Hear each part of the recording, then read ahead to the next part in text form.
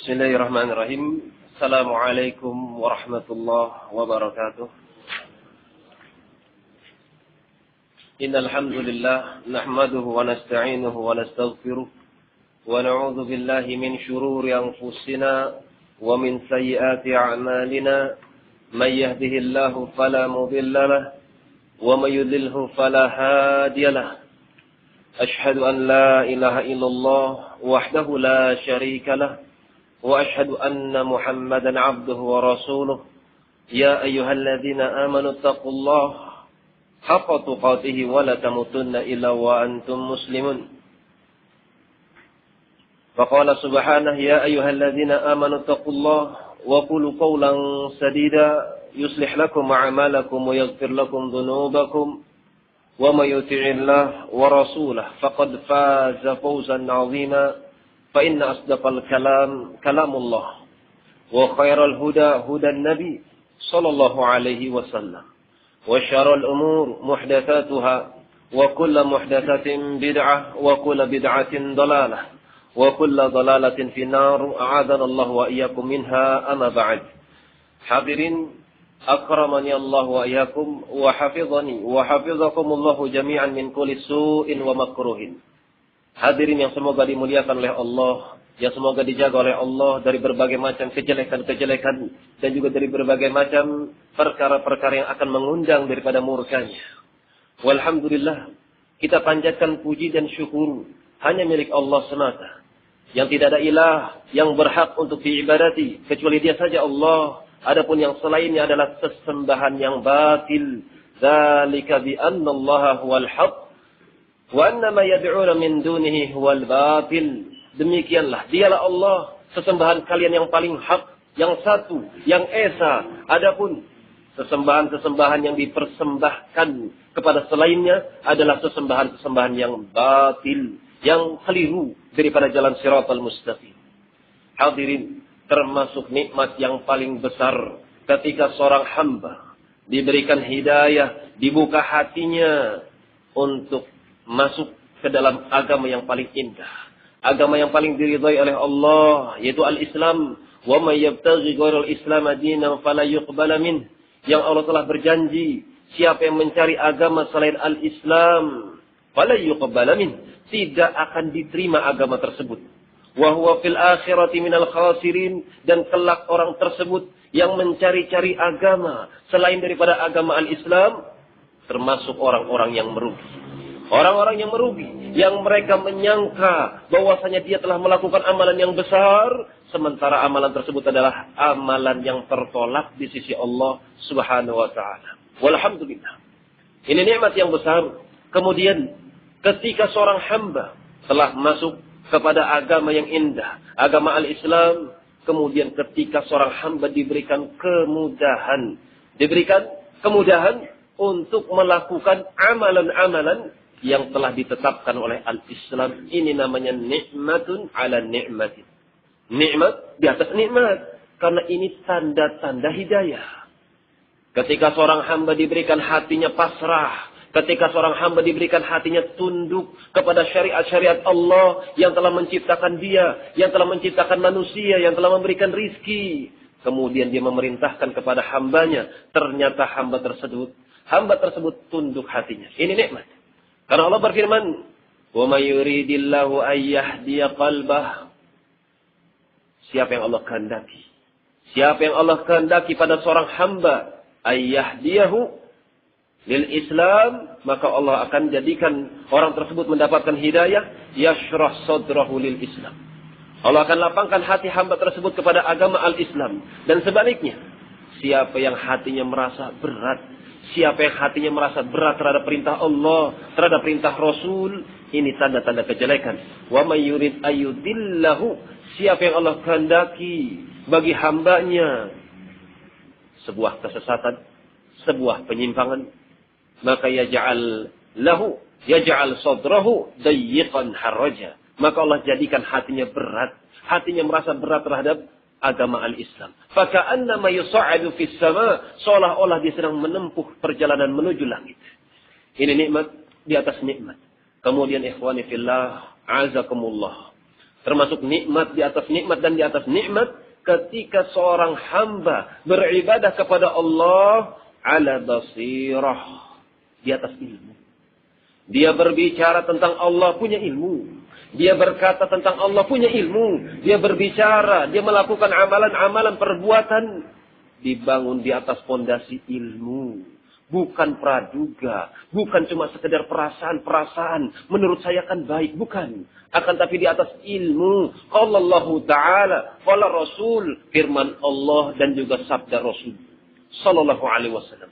Ini nikmat yang sangat besar yang wajib bagi kita, seorang yang sudah mendapatkan kemudahan, diberikan ilmu, untuk bersyukur kepada Allah Subhanahu wa Ta'ala. Orang-orang yang mereka mendapatkan sifat, yang mendapatkan sifat seorang yang berilmu, itu merupakan kebahagiaan. Sebagaimana Umar bin Al-Khattab radhiyallahu ta'ala mengatakan, "Laisal 'aqil man ya'rifa khair minasyarri." Bukanlah orang yang cerdas kalau cuma sekedar tahu ini baik, ini buruk. Itu bukan cerdas. Umar bin Al-Khattab mengatakan bukan suatu kecerdasan. Kalau orang sudah mengetahui ini baik, ini buruk, bukan itu cerdas.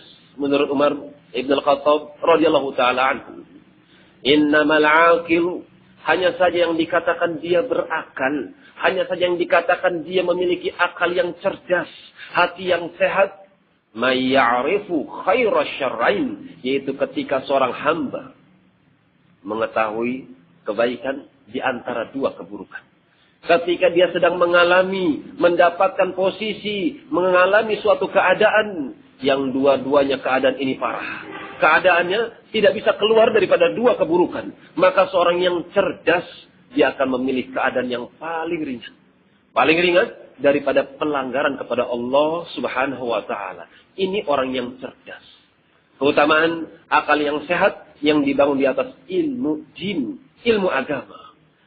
Oleh sebab itu Mu'adz ibn Jabal radhiyallahu ta'ala anhu menyatakan, amsa wa adha ar-rajul al-aqil, ketika pagi, ketika petang, seorang yang cerdas, meskipun dia lalui, meskipun dia penuhi kehidupannya dari pagi sampai sore, dia melakukan kejahatan-kejahatan. Dia melakukan berbagai macam pelanggaran norma-norma agama dan juga norma masyarakat. Dia melakukan kejahatan dari pagi sampai sore. Akan tapi kata beliau radhiyallahu ta'ala anhu, kelak orang ini dengan akal yang sehat, dia akan bisa selamat daripada azab Allah Subhanahu wa Ta'ala. Adapun ar-rajul al-jahil, seorang yang bodoh, amsa wa adhaha fi ibadatillah, ketika pagi sampai sore dan juga petang dia melakukan peribadatan kepada Allah. Dia melakukan banyak ibadah kepada Allah, akan tetapi dia bodoh, tidak punya ilmu. Maka beliau katakan, kelak nanti di hari kiamat dia tidak akan membawa kebaikan kecuali sebesar biji sawi saja. Maka mereka para tabi'in, mereka bertanya, kenapa hal demikian? Kenapa kok bisa hal yang demikian terjadi? Kaifa dzalik ya Abu Abdurrahman? Kenapa hal yang seperti itu kok bisa terjadi? Wahai Abu Abdurrahman. Maka beliau menjawab, innamal aqil, hanya saja kalau seorang yang cerdas, dia melakukan dosa pagi, siang, malam, sore, dia habiskan waktunya untuk maksiat kepada Allah, maka dengan akal cerdasnya, dengan ilmu yang minim yang dia miliki, maka dia akan, atau hati tersebut, ilmu yang sudah tersimpan dalam hatinya, akan mengajaknya kepada taubat kepada Allah. Dia bertobat dan dia selamat. Adapun seorang yang bodoh, yang dia banyak ibadah tapi bodoh, tidak punya ilmu, dia dengan amalan banyaknya, karena kebodohannya, dia banyak melakukan pelanggaran-pelanggaran. Yang sementara karena kebodohannya, dia tidak ngerti kalau ini adalah suatu pelanggaran. Maka pelanggaran-pelanggaran tersebut, dosa-dosa yang dia tidak sadari, itu akan menghapuskan amalan-amalan soleh yang telah dia lakukan. Maka celakalah dia, rugilah dia. Amalan kebodohannya menghapuskan kebaikannya. Ikhwana fillah, a'azakumullah. Oleh sebab itu, saya wasiatkan buat saya pribadi juga antum semua untuk semangat untuk menimba al-ilmu. Ketika di situ ada majelis ilmu, merumput. Terlebih ketika zaman sudah banyak kerusakan. Terlebih ketika zaman sudah dipenuhi oleh banyak fitnah, oleh manusia-manusia yang tidak bertanggung jawab, yang mereka mengamalkan suatu amalan berlabel agama. Punya hujah daripada Quran dan juga As-Sunnah. Maka jawabannya barakallahu fikum. Siapa yang bisa membersihkan agama Islam? Siapa yang bisa kembali menjalankan roda dakwahnya Muhammad sallallahu alaihi wasallam tatkala terjadi banyak fitnah, berlabel agama, berbungkus agama? Siapa yang bisa membersihkan? Maka jawabannya dikatakan Syekh Abdurrahman Al-Mar'i, hafizahullahu taala, antum salafiyun. Kalianlah wahai salafiyun yang bisa membersihkan jalannya roda dakwah Muhammad sallallahu alaihi wasallam, bukan hizbiyun, bukan para teroris. Dan ini merupakan perkara yang sangat memalukan dan memilukan yang terjadi, yang telah banyak menelan korban, terlebih anak-anak muda kita, saudara-saudara kita yang mereka masuk kepada kerancuan agama, masuk kepada kelompok yang bernama Khawarij, yang mereka memberontak kepada kaum muslimin. Nasallallahu salam wal afiyah. Mereka punya semangat. Mereka punya semangat, Masya Allah. Semangat ingin memperjuangkan al-Islam. Semangat ingin menegakkan daulah Islamiyah. Akan tetapi barakallahu fikum, kita tanyakan kepada mereka, apakah mereka sudah menegakkan daulah di dalam hati-hati mereka? Apakah mereka sudah menegakkan negeri Islam di dalam hati-hati mereka? Kita tanyakan sama mereka. Maka jawabannya belum. Maka jawabannya belum. Hukum apa yang mereka pakai, mereka belum al-Islami. Kita lihat bagaimana keluarga mereka. Apakah istrinya, apakah bapaknya, apakah keluarganya sudah Islam?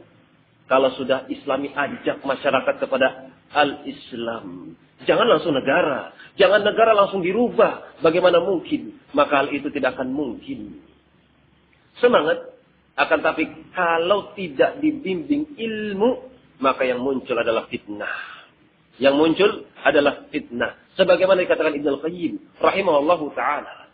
Beliau katakan dalam I'lamul Muwaqqi'in, min asbabil fasad, termasuk daripada sebab-sebab kerusakan, ada dua. Yang pertama al-hawa, hawa nafsu. Hawa nafsu yang tidak diarahkan oleh ilmu, maka inilah sumber kerusakan. Karena hawa nafsu tidaklah memerintahkan kecuali kepada kejelekan. Sebagaimana Nabi Yusuf alaihissalam menyatakan dan Allah cantumkan dalam Al-Quran, inna nafsa la ammaratun bisu illa man rahima rabbi. Sesungguhnya hawa nafsu manusia, sesungguhnya bisikan-bisikan jiwa, keinginan-keinginan hawa nafsu tidaklah memerintahkan, tidaklah hawa nafsu tersebut menyuruh kecuali kepada kejelekan-kejelekan. Hawa nafsu.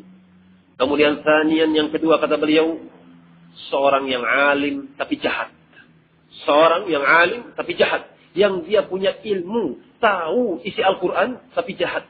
Dia tidak melakukan, tidak mengamalkan isi Al-Quran, justru dia mencari kejelekan-kejelekan. Ini sumber kerusakan. Maka seorang yang memiliki semangat, yang memiliki girah kepada al-Islam itu baik.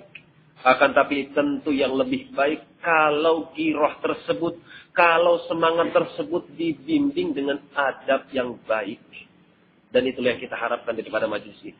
Kita membuat majelis di sini untuk mempelajari tentang adab. Adab an-nubuwah.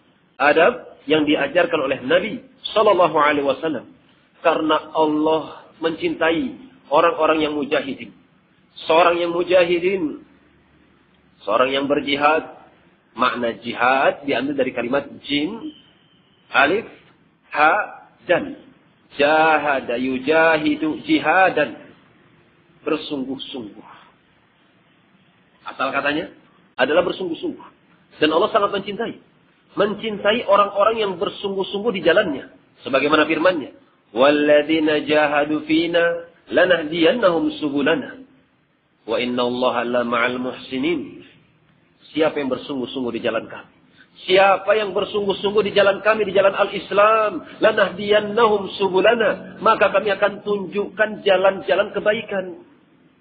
Allah mencintai yang namanya ijtihad, kesungguhan pada diri seorang hamba. Wa innallaha lama'al muhsinin.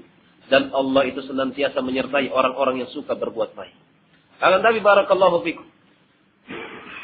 ijtihad, kesungguhan, masih ada yang mengalahkan derajatnya. Seorang yang bersungguh-sungguh dicintai sama Allah. Akan tapi masih ada sesuatu yang lebih penting daripada ijtihad, daripada berjihad, yaitu al-adab. Beradab, berakhlak. Ketika seorang bersungguh-sungguh, kemudian dituntun kesungguhan tersebut dengan akhlak, dengan adab, maka itu lebih dicintai oleh Allah Subhanahu wa ta'ala. Sebagaimana firman Allah Subhanahu wa ta'ala ketika mendapati Nabi sallallahu alaihi wasallam sebagai seorang yang sangat semangat, dan kaum muslimin, siapapun dia, kelompok manapun dia, niscaya mereka akan mengatakan orang yang paling semangat di dalam beribadah, seorang yang paling takwa, seorang yang paling kuat beribadah adalah Muhammad sallallahu alaihi wasallam. Tidak ada pengecualian. Mereka semua sepakat. Kelompok yang paling sesat sekalipun, mereka akan mengatakan Muhammad sallallahu alaihi wasallam adalah orang yang paling semangat, orang yang paling bersungguh-sungguh ketika beribadah. Di antaranya firman Allah ketika Allah turunkan wahyu. Ketika Allah turunkan wahyu kepada nabinya Muhammad sallallahu alaihi wasallam, Rasul sangat semangat sekali. Beliau menginginkan kalau seandainya Jibril alaihissalam mengucapkan lafaz-lafaz daripada penggalan-penggalan Al-Quran, maka Rasulullah langsung segera menyambut, mengikuti ucapan yang diucapkan oleh Jibril. Ini kesungguhan dan semangatnya beliau terhadap Al-Quran Al-Karim. Akan tapi barakallahu fikum, ternyata Allah menghendaki yang lebih daripada hal itu. Allah menuntun kepada nabinya, dan ini adalah perkara yang lebih baik yang Allah kehendaki pada nabinya. Allah katakan, la tuharrik lisanaka lita'jala bih. Wahai Muhammad sallallahu alaihi wasallam, janganlah kamu menggerakkan lisanmu, jangan kamu segerakan lisanmu untuk mengikuti ucapan Jibril. Jangan bersegera, jangan terburu-buru. Lihat bagaimana kesungguhan Nabi ditegur oleh Allah Subhanahu wa taala agar semangat tersebut dibimbing kepada adab, kepada akhlak yang lebih baik, sehingga semangat tersebut akan terarahkan kepada maksud yang dia niatkan. Dan juga sebagaimana firman Allah Subhanahu wa taala tentang Nabi sallallahu alaihi wasallam masih sama dalam ayat tersebut, akan tapi dalam surah Thaha Allah katakan tentang Muhammad sallallahu alaihi wasallam ketika mendapatkan wahyu. Wala ta'jal bil Qur'ani min qabli an yuqda ilaika wahyuhu wa qur rabbi zidni ilma. Allah katakan kepada nabinya, janganlah engkau wahai Muhammad sallallahu alaihi wasallam terburu-buru. Janganlah kamu terlalu semangat terhadap Al-Qur'an yang akan kami sampaikan. Tunggulah sampai selesai pembacaan Al-Qur'an baru kamu ikuti bacaan tersebut. Kemudian setelah kamu mendapatkan wahyu, katakanlah, Rabbi zidni ilman. Ya Allah, tambahkanlah kepadaku berupa ilmu yang bermanfaat. Ini adab yang diajarkan oleh Allah Subhanahu wa ta'ala kepada nabinya. Berkata Ibnu Utsaimin rahimahullahu ta'ala tentang pengertian al-adab. Beliau katakan, al-adab akhlaqul lati yata'addabul insan walahu anwa'un katsirah. Al-karam, asy-syaja'ah, syuja'ah, alifah, wa ghairi dzalik.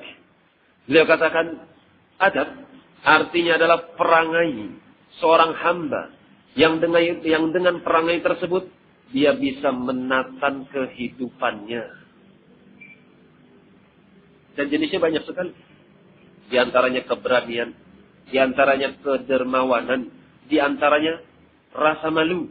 Dan ini akan kita baca nanti hadisnya. Maka beliau katakan, fal adabu ibaratun an akhlaqi yatakhallaqu bihal insan yamdahu 'alaiha. Jadi makna adab adalah suatu ungkapan dari perangai-perangai yang seorang bisa berhias dengan perangai tersebut yang fungsinya tidak lain adalah untuk mendapatkan pujian dan sanjungan dari Allah Subhanahu wa ta'ala. Itu tujuannya. Kenapa seorang harus berakhlak? Kenapa seorang harus beradab? Tidak lain. Agar dia bisa memuliakan jiwanya. Karena seorang yang bisa memuliakan jiwanya, itu alamat kebaikan. Karena Allah katakan, pada aflaha man zakkaha. Sungguh telah beruntung orang yang mau mensucikan jiwanya. Qala rahimahullahu ta'ala, atau qala Imam Nawawi rahimahullahu ta'ala, Kitabul Adab. Langsung kita masuk pada kitab Al-Adab. Kitab Riyadhus Shalihin,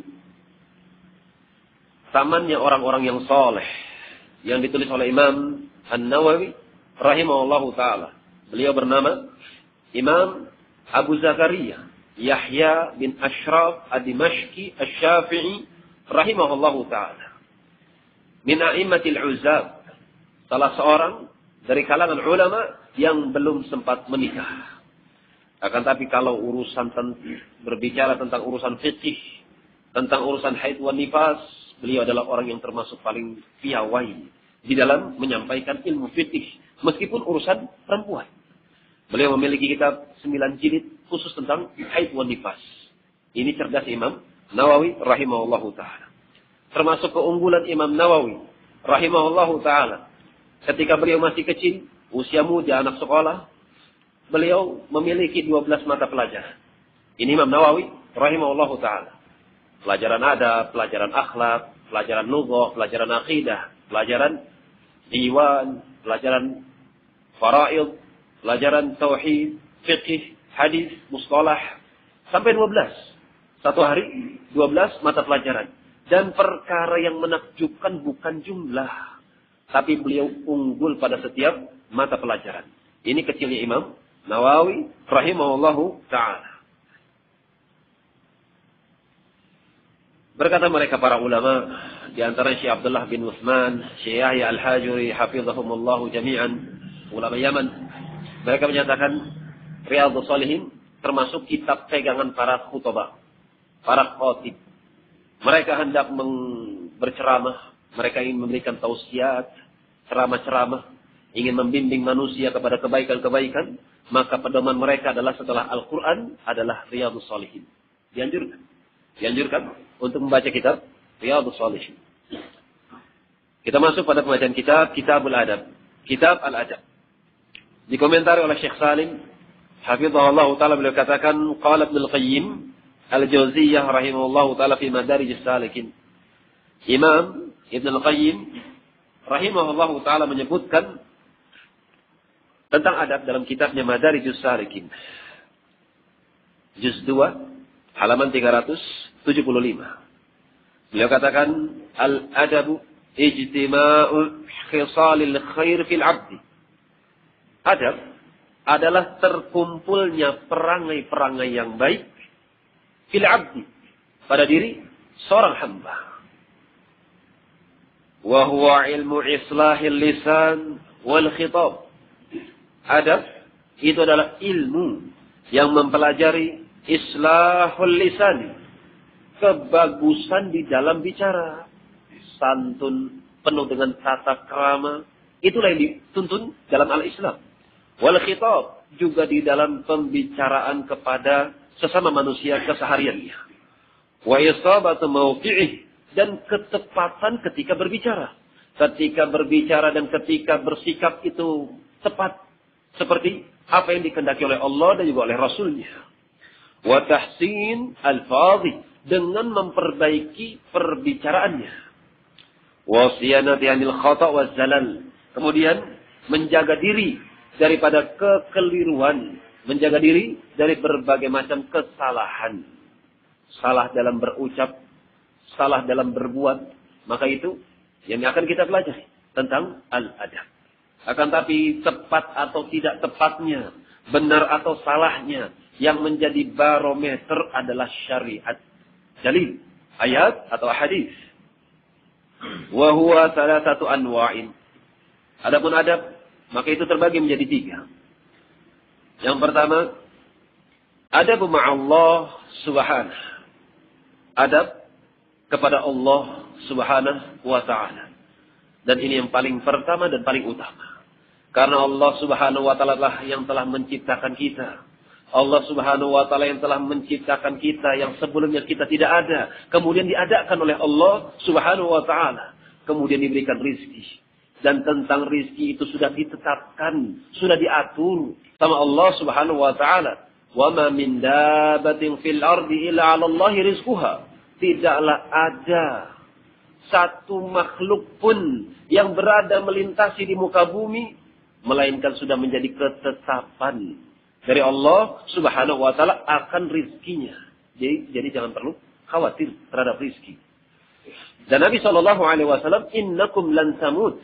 Sesungguhnya kalian tidak akan dimatikan oleh Allah Subhanahu wa taala hatta yastakmila rizquhu, sampai sempurna rizkinya. Kalau sudah habis rizkinya, maka akan dimatikan oleh Allah Subhanahu wa taala. Dan adab kepada Allah tentunya tidak lain ketika seorang hamba menghambakan dirinya kepada Allah dengan mengesahkan peribadatan. Ini adab kepada Allah Subhanahu wa taala. Kemudian yang kedua tentunya adab kepada Rasulnya. Adab ma'a Rasuli wa syara'ihi. Adab kepada Rasulnya, yaitu Muhammad sallallahu alaihi wasallam. Dan juga kepada syariat yang beliau bawa. Termasuk adab kepada Rasul. Tidak berani mengangkat suara ketika Rasul berucap. Rasul ketika mengucapkan suatu ucapan, maka para sahabat dilarang untuk meninggikan suaranya. Adapun bagi kita, masih berlaku ayat tersebut sampai hari kiamat. Ketika Rasul, ketika ada suatu ucapan daripada ucapan hadis, maka jangan pernah kita berani mengangkat suara kita. Tapi menurut saya, apalagi menolak. Ketika dibacakan hadis, dibacakan Rasulullah SAW bersabda demikian dan demikian, kemudian kita dengan seenaknya, kita katakan, tapi ucapan hadis ini tidak laku lagi. Bertolak belakang dengan kemajuan teknologi. Ini ucapan yang sangat keji kepada Rasul Sallallahu Alaihi Wasallam. Termasuk adab kepada Rasul tidak mengedepankan, tidak mendahului ucapan Allah dan juga ucapan Rasulnya. Artinya ketika ada suatu hukum, maka yang paling dikedepankan adalah hukum Allah dan juga hukum Rasulnya. Jangan menghukumi sesuai dengan hawa nafsu. Karena Allah Subhanahu wa taala berfirman, "Ya ayyuhalladzina amanu la tuqaddimu baina yadillahi wa rasulihi wattaqullaha innallaha samii'un 'alim." Wahai orang-orang yang beriman, jangan pernah kalian lancang mendahului ucapan Allah, jangan pernah pula kalian berani mendahului ucapan Rasul. Wattaqullaha, takutlah kalian kepada Allah. Innallaha samii'un 'alim. Sesungguhnya Allah Dia Maha Sami', Dia mendengarkan ucapan-ucapan kalian. Alimun, dan Ya Allah Maha mengetahui apa yang kalian ucapkan dan apa yang kalian perbuat. Dan alamat kejelekan ketika Allah dan Rasulnya didahulukan. Ketika Dia mendahulukan ucapannya ketimbang ucapan Allah dan juga ucapan Rasul. Berapa banyak penyimpangan-penyimpangan terjadi. Berapa banyak kesesatan-kesesatan terciptakan disebabkan karena mereka lebih kedepankan akal-akal mereka. Ayat disetir kepada kelompok mereka. Kemudian hadis akan mereka setir, mereka akan kendalikan kepada kelompok mereka. Sebagaimana terjadi fitnah yang pertama kali pada zaman sahabat ridwanullah alaihim ajmain, ketika mereka mensetir ayat sekehendak hati mereka. Mereka katakan, inil hukmu illa lillah, la hukma illallah. Tidak ada hukum kecuali Allah. Wa man lam yahkum bima anzalallah faulaika humul kafirun. Siapa yang tidak berhukum dengan hukum Allah, maka mereka adalah orang-orang yang kafir. Berarti kalian, apabila kalian tidak berhukum dengan hukum Allah, kalian adalah kafir. Ini terjadi pada zaman Utsman ibn Affan radhiyallahu ta'ala anhu. Ketika mereka tidak mau kembali kepada as-sunnah. Ketika mereka tidak mau menafsirkan Al-Quran dengan As-Sunnah. Ketika mereka tidak mau menafsirkan Al-Quran dengan ucapan mereka para sahabat. Yang mereka lebih paham terhadap Al-Quran. Ini pengaruh daripada tidak beradabnya kepada Allah dan tidak beradab kepada Rasul secara khusus. Mereka menafsirkan ayat sekehendak hati mereka. Tidak mencerminkan kepada sunnah. Ini sebab daripada mereka tidak berakhlak kepada Rasulnya. Sebagaimana yang terjadi pada Utsman ibn Affan radhiyallahu ta'ala anhu, khalifah yang ketiga, yang Rasul sudah berjanji bahwasanya man bai'a nabi atau man bai'a tahta syajarah, siapa yang berbaiat di bawah pohon ini, maka dia akan masuk ke dalam surga. Dan Allah telah ridha, dibaca oleh kaum muslimin di dalam surat Al-Fath, radhiyallahu anhum. Allah ridha kepada mereka orang-orang yang berbaiat di bawah sebuah pohon. Ketika mereka berbaiat akan membela Allah dan Rasulnya. Dan di antara orang yang berbaiat di antaranya adalah Utsman ibn Affan radhiyallahu ta'ala anhu. Akan tapi lihat bagaimana mereka para khawarij ketika mereka menafsirkan la hukma illallah, tidak ada hukum kecuali Allah. Mereka mendapati bahwasanya Utsman tidak berhukum dengan hukum Allah. Mereka katakan bahwasanya khalifah yang baru ini setelah Umar melakukan kolusi, melakukan nepotisme karena keluarga-keluarga Ahlu Bait ditampakkan menjadi pemimpin. Maka mereka para khawarij tidak kebagian posisi, akhirnya mereka memberontak kepada Utsman ibn Affan radhiyallahu ta'ala anhu. Mereka membawa ayat surat Al-Maidah. Mereka katakan, "Wa man lam yahkum bima anzalallahu fa ulaika humul kafirun." Siapa yang tidak berhukum dengan hukum Allah, maka mereka adalah orang-orang yang kafir. Berarti Utsman kafir, darahnya halal. Ini kejadian menimpa pada Utsman ibn Affan radhiyallahu ta'ala anhu. Lantas bagaimana dengan pemimpin kaum muslimin yang pada saat ini kita berada di bawahnya? Lantas bagaimana dengan pemimpin-pemimpin kaum muslimin yang ada di Indonesia, yang ada di negeri-negeri tetangga kita, yang tentunya mereka adalah orang-orang yang kalah dengan keutamaan Utsman. Jangankan negara kita, Utsman saja dikafirkan oleh mereka. Lantas bagaimana dengan pemimpin kita? Jadi wajar kalau mereka membabi buta kesana kemari dengan menghancurkan fasilitas-fasilitas. Dan bahkan mereka tidak menghormati darah kaum muslimin. Jangankan darah kaum muslimin, darah sahabat Nabi Utsman ibn Affan pun mereka tumpahkan. Dalam keadaan Utsman membaca Al-Quran, dalam keadaan Utsman sedang berpuasa, dalam keadaan Utsman berusia 80 tahun. Lihat bagaimana mereka para teroris.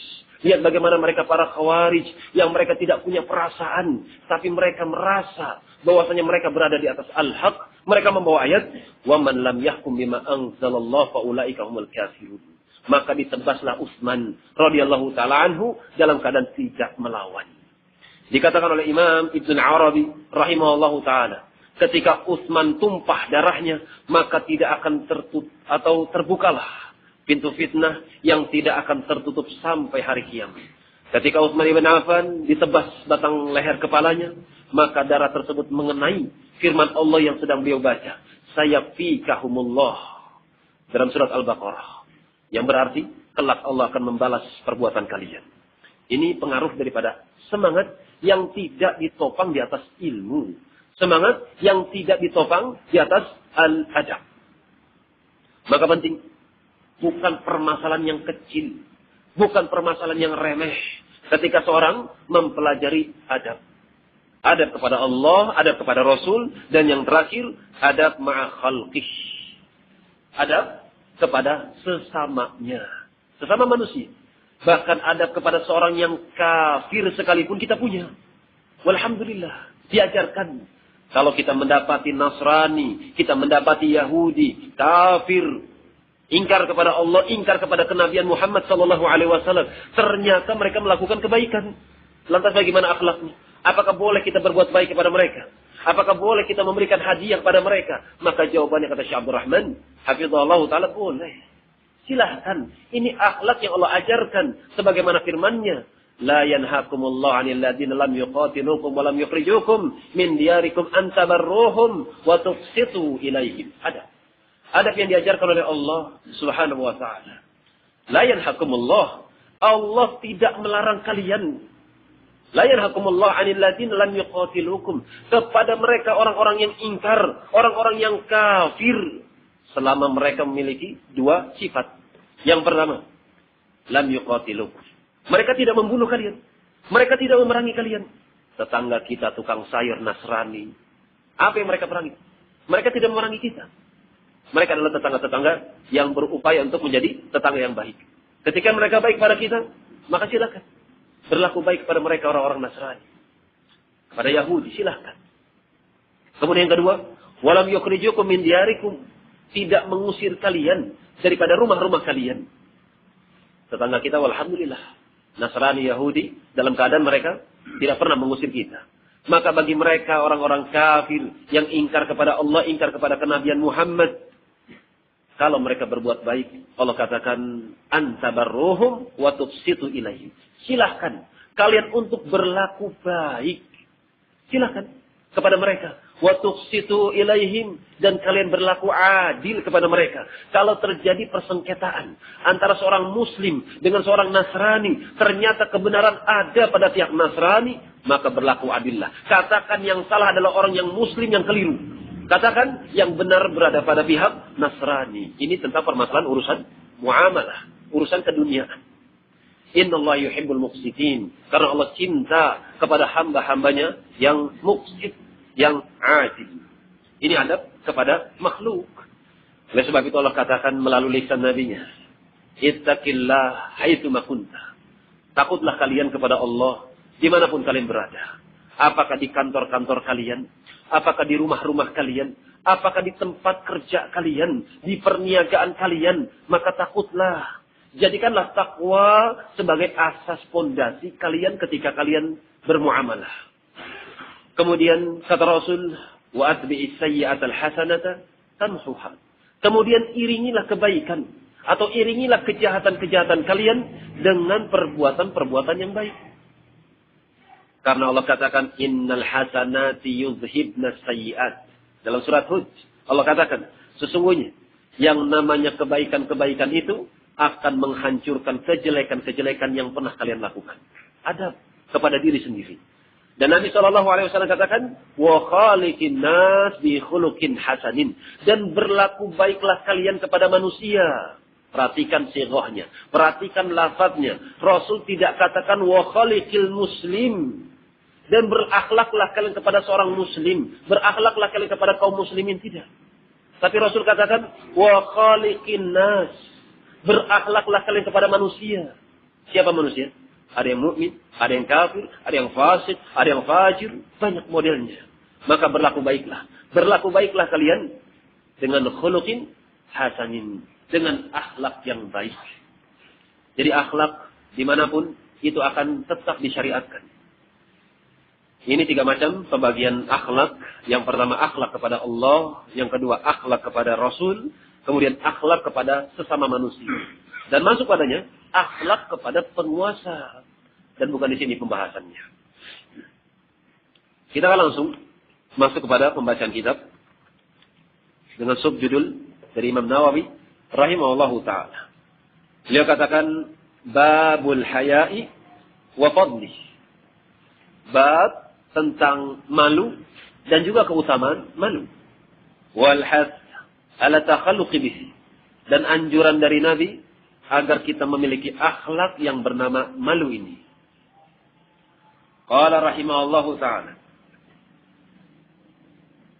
an Ibnu Umar radhiyallahu ta'ala anhum, dari Abdullah bin Umar, semoga Allah meridhai mereka berdua. Abdullah sahabat, Umar sahabat, semoga Allah meridhai mereka berdua. Anna Rasulullah sallallahu alaihi wasallam marra ala rajulin. Kata Abdullah, dulu Rasul sallallahu alaihi wasallam pernah melintasi ala rajulin, terhadap seorang lelaki minal ansar, dari kalangan negeri Madinah, Ansar. Wa huwa ya'idhu akhahu fil haya, dan orang ini ternyata sedang memberikan peringatan kepada saudaranya supaya jangan malu. Kamu jadi orang enggak usah malu, diberikan nasihat. Kemudian ketika Rasulullah mendapati saudara aja tersebut sedang dinasihati agar supaya jangan malu, justru sebaliknya. Rasul mengatakan, faqala Rasulullah sallallahu alaihi wasallam, da'hu, tinggalkanlah wahai sahabatku, tinggalkanlah keluargamu, tinggalkan saudaramu. Fa innal haya minal iman, karena sesungguhnya sifat malu termasuk bagian daripada keimanan. Muttafaqun alaih, dikeluarkan oleh Imam Bukhari dan juga Imam Muslim dalam sahihnya. Kemudian hal yang senada dari Imran bin Husain, semoga Allah meridhai mereka berdua. Imran bin Husain, keduanya sahabat. Beliau mengatakan qala Rasulullah sallallahu alaihi wasallam, al-haya la ya'ti illa bi khairin. Malu itu tidaklah datang kecuali membawa kebaikan. Muttafaqun alaih, Bukhari wa Muslim. Wa fi riwayatin, dalam riwayat Muslim disebutkan al-haya khairun kullu. Malu itu semuanya baik. Atau qala al-haya'u kulluhu khairun. Malu itu baik semua. Dalam lafaz yang lain dikatakan semuanya baik. Dalam lafaz yang lain disebutkan baik semua. Lantas bagaimana kalau ada orang mengatakan, kita mengatakan kepada tetangga kita, Pak, sholat jemaah Pak, di masjid Pak. Wah, saya malu. Wah Pak, nggak boleh malu Pak. Sholat di masjid itu pahalanya 27 kali lipat daripada sholat di rumahnya. Saya malu juga punya dalil. Al-haya kulluhu khair. Malu itu semuanya baik. Jadi sholat di rumah itu baik. Gimana? Coba jawaban. Mas, ngaji mas. Di situ ada pengajian. Enggak, saya malu. Loh, enggak boleh malu, itu enggak baik loh. Siapa bilang? Al-haya la ya'ti illa bi khairin. Masya Allah. Hafal hadis. Malu itu tidaklah datang kecuali membawa kebaikan. Jadi enggak usah ngaji, itu baik. Gimana? Jawabannya? Dijawab oleh Ibnu Qayyim rahimahullahu ta'ala. Kalau malu, kemudian dari sifat malu tersebut justru muncul perkara-perkara yang akan menghalangi ketaatan kepada Allah, itu namanya bukan malu. Itu namanya dhaif, lemah. Kelemahan ini akan menghantarkan kepada keminderan. Jadi bukan malu namanya, apa namanya? Minder. Ini kata Ibnu Qayyim rahimahullahu ta'ala. Karena malu yang dimaksudkan oleh Nabi Sallallahu Alaihi Wasallam adalah malu yang mengajak pelakunya kepada ketaatan kepada Allah, mengajak pelakunya untuk meninggalkan larangan daripada larangan Allah dan juga Rasulnya. Ini daripada kalimat al-haya, malu. Kemudian satu lagi, An Abi Hurairah radhiyallahu taala anhu, anna Rasulullah sallallahu alaihi wasallam qala al-imanu bid'u wa sab'un aw bid'u wa sittuna syu'batan. Keimanan itu bercabang-cabang. Sekitar 63 sekian atau 73 sekian. Fa'abdaluha qaulun. Yang paling tinggi daripada keimanan adalah ucapan la ilaha illallah. Ucapan seorang hamba, tidak ada ilah yang hak kecuali Allah. Wa adnaha imatatul adza 'anit tariq. Dan termasuk perkara yang paling rendah daripada bentuk-bentuk keimanan adalah menyingkirkan gangguan yang berada di jalan. Ketika mendapati ada kulit semangka, kulit pisang berada di jalan, kemudian dia ambil, kemudian dilemparkan kepada tempatnya, itu tanda keimanan. Dan termasuk daripada tanda-tanda keimanan, termasuk gangguan-gangguan yang berada di jalan, ketika kalian mendapati, kata Ibnu Utsaimin rahimahullahu taala, ketika kalian mendapati ada seorang memarkir sembarangan kendaraannya, boleh kalian angkat sepeda motornya. Ini kata Ibnu Utsaimin, tidak perlu izin. Karena dia telah mengganggu jalan umum. Maka termasuk seorang ketika memindahkan motor yang parkirnya sembarangan, dia masuk pada hadis ini. Wa adnaha imatatul adza 'anit tariq. Menyingkirkan gangguan yang berada di jalanan. Ini termasuk. Orang itu masih punya iman. Kemudian kata Rasul, wal haya syu'batun minal iman. Dan malu itu termasuk bagian daripada cabang-cabang keimanan. Muttafaqun alaih. Dikeluarkan oleh Imam Bukhari dan juga Imam Muslim rahimahumullahu jami'an. Sedikit faedah. Ini adalah hadis yang sangat dipegang oleh Ahlus Sunnah wal Jamaah. Karena keyakinan Ahlus Sunnah, iman itu adalah ucapan, iman itu adalah perbuatan. Tidak hanya iman itu di hati, kemudian tidak perlu berucap. Tidak perlu beramal. Sebagaimana mereka kaum Murji'ah. Yang mereka katakan, iman itu cukup di hati. Nggak perlu beramal. Jadi nggak usah sholat, ya nggak apa-apa. Yang penting iman. Demikian. Ini Murji'ah. Kelompok yang akan menghantarkan kepada kebinasaan. Adapun Ahlus Sunnah menyatakan, iman itu diikrarkan dalam hati dan diucapkan dengan lisan. Dan diamalkan dengan anggota badan. Kalau mereka mengatakan, wahai Ahlus Sunnah, mana buktinya? Kita bacakan hadis ini. Lihat bagaimana ucapan Nabi. Termasuk fa'afdaluha. Yang paling afdal. Yang paling utama daripada keimanan. Ucapan, kata Rasul. Qaul. La ilaha illallah. Ucapan. Yang kedua, wa adnaha imatatul adha anit tariq. Yang termasuk kelemahan daripada bentuk keimanan, menyingkirkan gangguan dari jalan. Ini apa namanya? Perbuatan atau ucapan? Perbuatan. Kemudian terakhir, wal haya syu'batun minal iman. Dan malu itu termasuk daripada cabang keimanan. Di mana letak iman? Di hati. Jadi harus terkumpul 3 perkara. Iman itu di hati, di lisan, dan juga diamalkan. Kemudian sedikit faedah, dikatakan Syekh Muhammad Al-Imam, hafizahullah ta'ala, dari potongan ayat atau potongan hadis, al-haya syu'batun minal iman. Malu termasuk bagian daripada keimanan. Maka beliau mengatakan dalam ceramahnya, siapa yang ingin ditambahkan keimanannya, maka tambahkanlah rasa malunya. Karena Nabi mengatakan al-haya syu'batun minal iman. Nabi katakan malu itu termasuk daripada cabang-cabang keimanan. Wallahu taala alam bis-shawab. Subhanakallahumma rabbana wa bihamdik asyhadu an la ilaha illa anta astaghfiruka wa atubu ilaik. Tafadhalu. Barakallahu fikum. Wassalamu alaikum warahmatullahi wabarakatuh.